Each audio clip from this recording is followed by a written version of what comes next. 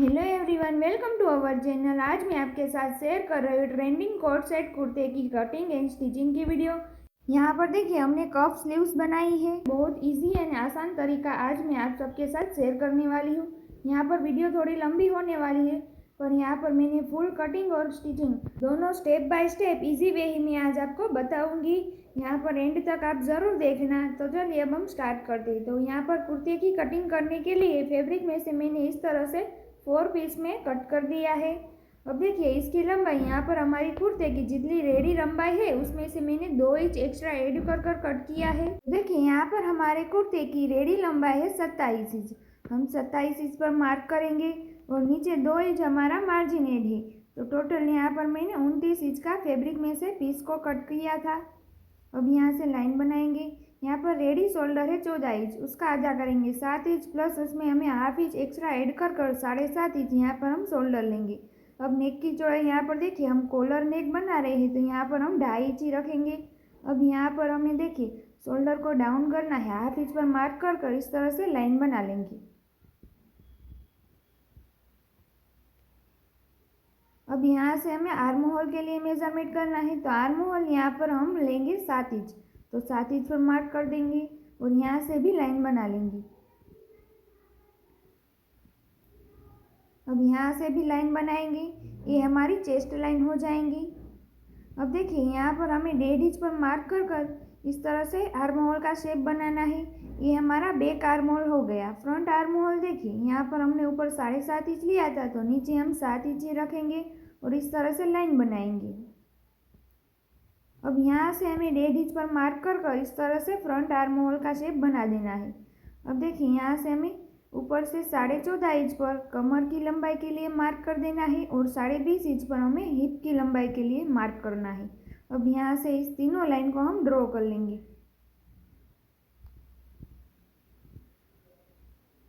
तो देखिए इस तरह से हमारी चेस्ट लाइन है, वेस्ट लाइन है, ये हिप लाइन है और ये हमारी बॉटम लाइन है। इस तरह से हमें लाइन बनानी है। अब यहाँ पर हमारे चेस्ट है यहाँ पर 34 इंच को, उसको 4 से डिवाइड करेंगे तो हमें मिल जाएगा 8.5 inch plus 1 inch losing add करेंगे और 1 इंच यहाँ पर हमारा मार्जिन रहेगा। तो मैंने देखिए इस तरह से 10.5 इंच तक की फैब्रिक की चौड़ाई रखी है 4 फोल्ड में। अब यहाँ पर कमर है हमारी 28 इंच की, उसको 4 से डिवाइड करेंगे तो हमें मिल जाएगा 7 इंच प्लस यहाँ पर भी 1 इंच लूजिंग और 1 इंच मार्जिन 2 इंच बढ़ाकर इस तरह से मार्क करेंगे। यहाँ पर 9 इंच पर मार्क कर लेंगे। अब यहाँ पर हिप साइज है हमारी 36 इंच की, इसको 4 से डिवाइड करेंगे तो यहाँ पर हमें मिल जाएगा 9 इंच प्लस यहाँ पर देखिए हमारा हाफ इंच लूजिंग रहेगा और 1 इंच यहाँ पर हमारी चाक फोल्ड हो जाएंगी। इस तरह से यहाँ पर हमारा 1.5 इंच बचेगा। अब यहाँ पर जितनी हिप साइज है उतनी ही हम बॉटम रख लेंगे। इस तरह से मार्क कर कर सभी मार्क को मिलाते हुए इस तरह से लाइन बनाएंगे।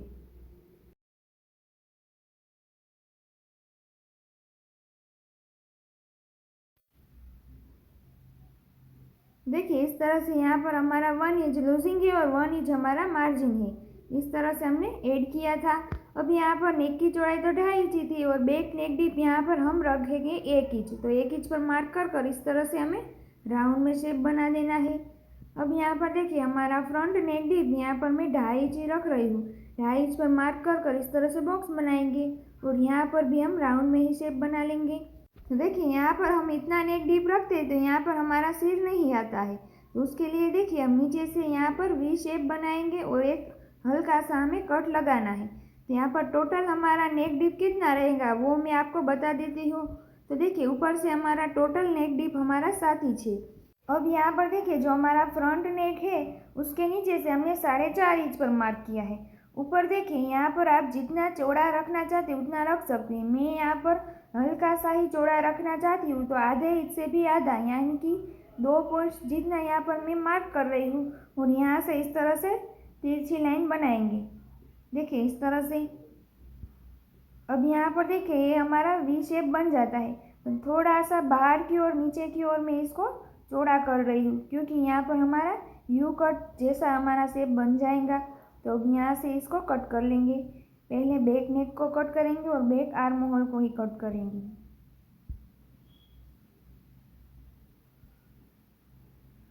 देखिए इस तरह से हमारा कट हो जाता है। अब यहाँ चाक फोल्ड करने के पास यहाँ हिप साइज के पास हमें कट लगा देना है हल्का सा। अब यहाँ पर हमें बैक पार्ट को निकाल लेना है और फ्रंट पार्ट में हमें नेक और आर्म होल का कट कर देना है। यहाँ पर देखिए इस तरह से अच्छी तरीके से ही दोनों पार्ट को मिलाकर ही हमें नेक और आर्म होल का कट करना है।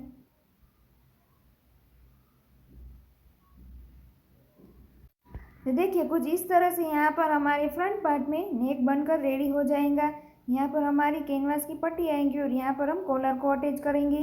अब यहाँ पर स्लीव का कटिंग करेंगे तो उसके लिए भी यहाँ पर 4 फोल्ड में हमने फैब्रिक को कट किया है। स्लीव की चौड़ाई 9 इंच रखेंगे और स्लीव की रेडी लंबाई यहाँ पर हमें रखनी है 17 इंच। तो इस तरह से 17 इंच पर मार्क कर लाइन बना लेंगे। यहाँ पर देखिए मैं कफ स्लीव्स बना रही हूँ तो नीचे से हमें 5 इंच मार्जिन का ऐड करना है। इस तरह से 2.5 इंच फोल्ड होगा, फिर इस तरह से 2.5 इंच फोल्ड होगा। तो यहाँ पर हमारी 17 इंच की स्लीव रेडी हो जाएंगी। अब ऊपर से 3 इंच पर मार्क कर लेंगे और यहाँ से भी लाइन बना लेंगे। अब देखिए इस लाइन के ऊपर यहाँ पर हम 1.5 इंच पर मार्क करेंगे और यहाँ से हमें स्लीव के लिए शेप ड्रॉ कर देना है। अब देखिए इसके नीचे फ्रंट पार्ट के लिए भी हम बना लेंगे। देखिए इस तरह से। अब यहाँ पर हमारी स्लीव में रेडी बॉटम है 5.5 इंच प्लस 1.5 इंच हम मार्जिन का ऐड करेंगे और इस मार्क को ऊपर की साइड से इस तरह से ज्वाइंट करेंगे। अब देखिए नीचे से जो हमने मार्जिन रखा है वहाँ से भी इस तरह से लाइन बनाकर कटिंग कर देना है। पहले हम बैक पार्ट के लिए जो शेप दिया है उसको ही कट करेंगे। अब यहाँ पर 2 फोल्ड में स्लीव को ओपन करेंगे और फ्रंट पार्ट के लिए शेप जो दिया है उसको कट करेंगे। तो देखिए इस तरह से स्लीव का भी कटिंग हो गया है। अब हम स्टिचिंग करेंगे। तो देखिए यहाँ पर जो हमने नीचे से कट लगाया था उसके जैसा ही यहाँ पर मैंने कैनवास में पेपर को कटिंग कर दिया है। इसको हम फैब्रिक के ऊपर इस तरह से प्रेस कर चिपका लेंगे। अब साइड से आधा इंच मार्जिन रखते हुए इस तरह से एक्स्ट्रा फैब्रिक को कट करेंगे और छोटे छोटे कट लगाकर साइड से हमें आधा इंच जो रखा है इसको इस तरह से फोल्ड करना है।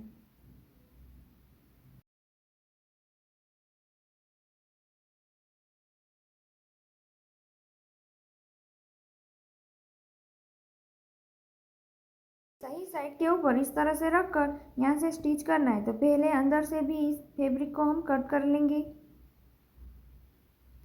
अब इसको कुर्ते के ऊपर इस तरह से रख लेंगे। यहाँ पर इस तरह से मैं पिन को अटैच कर दूंगी। अब देखिए यहाँ पर हमें ज़्यादा मार्जिन में नहीं लेना क्योंकि मुझे ज़्यादा चौड़ा नहीं चाहिए इसीलिए। तो देखिए यहाँ पर मैं इस तरह से इतने में ही सिलाई लगा दे रही हूँ। अब यहाँ पर इस तरह से छोटे छोटे कट लगा लेंगे। अब इसको इस तरह से पूरा ही पीछे की तरफ हमें जाने देना है और ऊपर से एक बार इसको फिर से प्रेस कर देंगे। तो देखिए प्रेस करने के बाद इस तरह से हमारा फिनिशिंग आ जाएगा। अब यहाँ पर हमें देखिए ऊपर से कॉलर को अटैच करनी है। तो पहले हम शोल्डर को जॉइंट करेंगे। बैक पार्ट को लेकर इस तरह से हम दोनों की सही साइड अंदर की ओर रखेंगे और यहाँ पर शोल्डर में सिलाई लगा लेंगे। यहाँ पर देखिए शोल्डर जॉइंट हो गए हैं। अब यहाँ से इसको फोल्ड कर कॉलर के लिए मेजरमेंट करेंगे। यहाँ पर देखिए हम यहाँ से मेजरमेंट करना है। तो यहाँ पर हमारी 7 इंच की कॉलर आई है। तो आज यहाँ पर हम कैनवास में कॉलर बनाएंगे। तो डबल फोल्ड में इसकी लंबाई देखिए यहाँ पर 7.5 इंच हमने रखी है और चौड़ाई इसकी है 4 इंच की।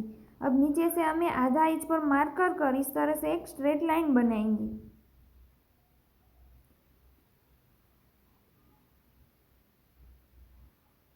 अब देखिए यहाँ पर हमारी नेक की चौड़ाई हमने 2.5 इंच रखी थी। तो यहाँ पर हम 2.5 इंच पर मार्क कर लेंगे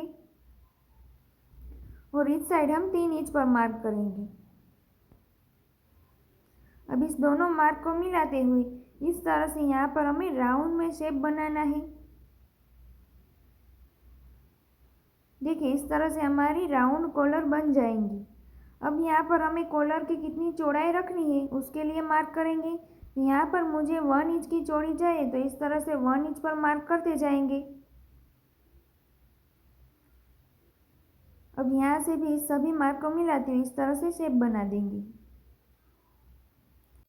अब देखिए यहाँ पर हमारी कॉलर कितनी 7 इंच की हमारी आई थी। तो यहाँ से मेजर करेंगे और जहाँ पर भी 7 इंच आए वहाँ पर मार्क कर देंगे। तो देखिए यहाँ पर हम मार्क करेंगे। अब यहाँ से हमें कॉलर में देखिए इस तरह से आगे से इस तरह से राउंड में शेप बनाएंगे। इस तरह से। अब यहाँ से हमें कटिंग कर देना है। यहाँ पर हमारी डबल फोल्ड में है, हिल ना जाए इसलिए हम पिन को अटैच करेंगे। अब यहाँ पर जो हमने लाइन बनाई थी उसके ऊपर ही हमें इस तरह से कट कर देना है। तो देखिए इस तरह से यहाँ पर हमारे कॉलर का कटिंग हो जाता है। अब यहाँ पर हमें कॉलर को स्टिच कर देना है। यहाँ पर हमें कॉलर का नाप का, यहाँ पर मैंने फैब्रिक में से एक पीस को कट किया है। इस तरह से देखिए पिन को अटैच करेंगे और नीचे की साइड से हमारा हाफ इंच मार्जिन रहे उस तरह से हम यहाँ पर कॉलर को रखेंगे और इस तरह से यहाँ पर एक्स्ट्रा फैब्रिक को कट करेंगे और यहाँ पर इस तरह से स्टिच करते जाएंगे। देखिए नीचे से हमारा आधा इंच हमें इस तरह से पहले ही फोल्ड कर देना है। अब इसी तरह से हम दूसरे पीस को भी कट कर लेंगे और इसकी सही साइड, दोनों की सही साइड हमारी अंदर की ओर रहेंगी और इस तरह से नीचे वाले फैब्रिक में भी देखिए हमें नीचे से आधा इंच मार्जिन रखना ही है। अब यहाँ बीच में हमें सिलाई लगा देनी है। तो देखिए हमें 1 इंच से भी कम चौड़ी पट्टी रखनी हो कॉलर की, तो इस तरह से हमें कैनवास के ऊपर ही सिलाई लगानी है या तो उसके बिल्कुल पास में सिलाई लगाएंगे। तो देखिए यहाँ बीच में से भी हमें फैब्रिक को कट कर देना है। अब देखिए यहाँ से भी एक्स्ट्रा फैब्रिक जो दिखाई दे उसको कट करेंगे, आधा इंच हमें मार्जिन तो रखना ही। अब इस तरह से हमें कॉलर को पलट लेना है। अब देखिए यहाँ पर हम प्रेस करना चाहें तो प्रेस कर सकते हैं या तो फिर आप टॉप स्टिच लगाना। तो यहाँ पर मैं इस तरह से देखिए टॉप स्टिच ही लगा दे रही हूँ।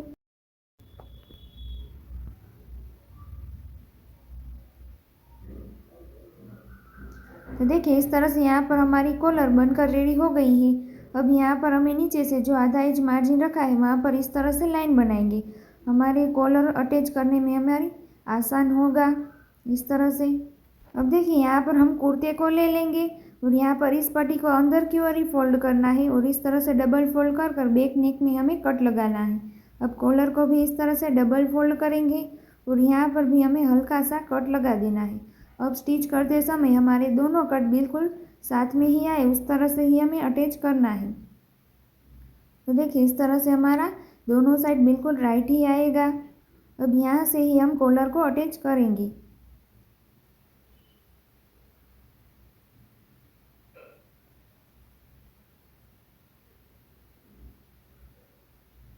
देखिए यहाँ पर मेरे दोनों कट साथ में ही आ गए हैं।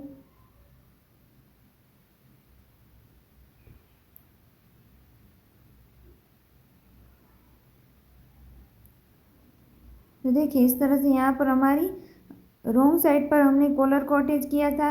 अब कुर्ते को इस तरह से सीधा करेंगे और ऊपर की ओर कॉलर को इस तरह से टर्न कर कर हमें फिर से एक बार सिलाई लगा लेनी है।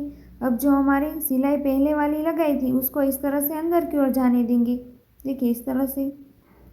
अब यहाँ पर हमें ऊपर की तरफ से सिलाई लगा देनी है।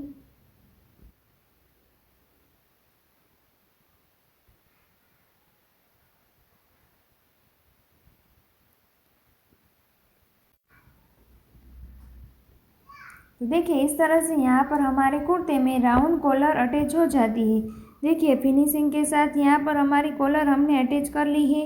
तो देखिए कुर्ते में कुछ इस तरह के हमने नेक को बनाया, तो यहाँ पर हमारा नेक कंप्लीट हो जाता है। अब यहाँ पर हमें स्लीव को अटैच करना है। यहाँ पर हमने 2 पीस कटिंग किया है जिसकी चौड़ाई 3 इंच की और लंबाई यहाँ पर 4.5 इंच की है। तो इसको इस तरह से हमें डबल फोल्ड करना है और यहाँ पर डबल फोल्ड करने के बाद इसको फिर से एक बार डबल करेंगे और यहाँ पर बीच में मार्क करेंगे। अब देखिए लंबाई में यहाँ पर हम 1 इंच पर मार्क करेंगे। दोनों साइड इस तरह से 1 इंच पर मार्क कर कर इस तरह से यहाँ से हमें शेप बनाना है। यहाँ पर देखिए फैब्रिक कलर ऐसा है कि यहाँ पर हम पेन से मार्किंग करेंगे तो भी नहीं दिखाई देगा और चौक से मार्किंग यहाँ पर हमारी अच्छी तरीके से नहीं हो पा रही है। देखिए इस तरह से अब साइड से हमें ज़्यादा मार्जिन में नहीं लेना, इस तरह से हल्की सी हम लाइन बनाएंगे दोनों साइड। अब इसी तरह से दूसरे पीस में भी हमें मार्क कर कर सिलाई लगा लेनी है। तो देखिए इस लाइन के ऊपर ही हमें सिलाई करनी है। ऊपर से इस तरह से दोनों पॉइंट को कट करेंगे और इस तरह से फिर इसको पलट लेंगे। देखिए इस तरह से ये तीनों पॉइंट्स को हमें अच्छी तरीके से बाहर की ओर निकालना है। अब इसको मैंने देखिए स्केल के अंदर डालकर एक बार अच्छी तरीके से प्रेस कर दिया है। तो कुछ इस तरह से हमारे दोनों पीस कंप्लीट हो गए हैं। अब यहाँ पर हमें स्लीव की रॉन्ग साइड पर देखिए पहले हम हाफ इंच फोल्ड करेंगे, फिर इस तरह से 2 इंच तक फोल्ड करेंगे और यहाँ पर हमें बीच में ये हमने जो रेडी किया है उसको इस तरह से रखकर यहाँ से हमें सिलाई लगा देनी है। देखिए यहाँ नीचे से हम स्लीव की चौड़ाई नापेंगे और यहाँ पर हम बीच में मार्क करेंगे। इस तरह से इसको आधा कर यहाँ पर मार्क कर लेंगे और यहाँ पर हमें इसको अटैच करना है।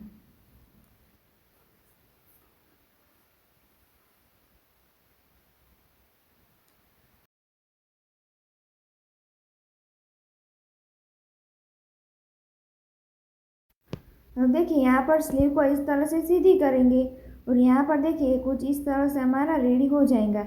अब यहाँ पर हमें कोई भी स्टाइलिश बटन को अटैच कर देना है जिससे हमारा लुक बहुत ही अच्छा आएगा। तो हम यहाँ पर स्टिच करने के बाद अटैच करेंगे। अब यहाँ पर हम पूरे में सिलाई नहीं लगाएंगे, देखिए सिर्फ इस तरह से हम दोनों साइड, ये हमारा ऊपर की साइड ना आ जाए इसलिए यहाँ पर हम स्टिच कर देंगे, इतना नहीं। अब यहाँ पर इस तरह से हमारे दोनों स्लीव में हमने कंप्लीट कर दिया है। अब हम स्लीव को अटैच करेंगे। यहाँ पर हम कुर्ते को ले लेंगे और यहाँ पर स्लीव को देखिए जो हमने कट लगाया है वहाँ से इस तरह से नापेंगे तो हमारी दोनों साइड बिल्कुल राइट ही आ गई है। तो हम यहाँ से ही स्लीव को अटैच करेंगे। स्लीव में हमें फ्रंट और बैक पार्ट का जो शेप दिया है उसको ध्यान में रखते ही हमें अटैच करना है। तो इस तरह से हमने स्लीव को अटैच कर लिया है। दूसरी साइड भी हमने अटैच कर दिया। अब यहाँ पर 1 इंच मार्जिन था तो 1 इंच पर मार्क कर इस तरह से यहाँ पर मैंने लाइन बना ली है। अब इस लाइन के ऊपर ही हमें कुर्ते का फिटिंग कर देना है।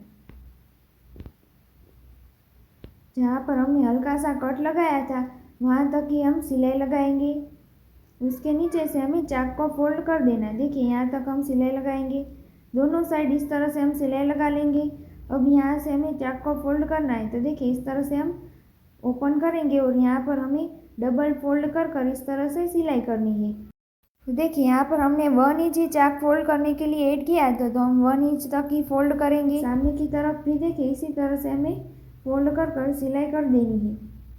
तो इस तरह से यहाँ पर हमारी चाक परफेक्ट फिनिशिंग के साथ फोल्ड हो जाती है, देखिए इस तरह से। अब इसी तरह से दूसरे साइड से भी फोल्ड करेंगे। फोल्ड हो गया है। अब हम नीचे से इस तरह से डबल फोल्ड कर बॉटम को भी फोल्ड कर सिलाई लगा लेंगे।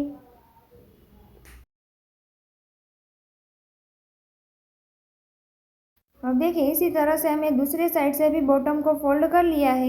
यहाँ पर हमारा परफेक्ट फिनिशिंग के साथ इस तरह से डिज़ाइनर नेक के साथ कुर्ते का कटिंग एंड स्टिचिंग कंप्लीट हो गया है, देख सकते हो आप। यहाँ पर हमारी कॉलर देखिए नेक के हिसाब से परफेक्ट फिनिशिंग के साथ रेडी हो गई है। देखिए इस तरह से हमने कफ स्लीव को भी फिनिशिंग के साथ कंप्लीट कर दिया है।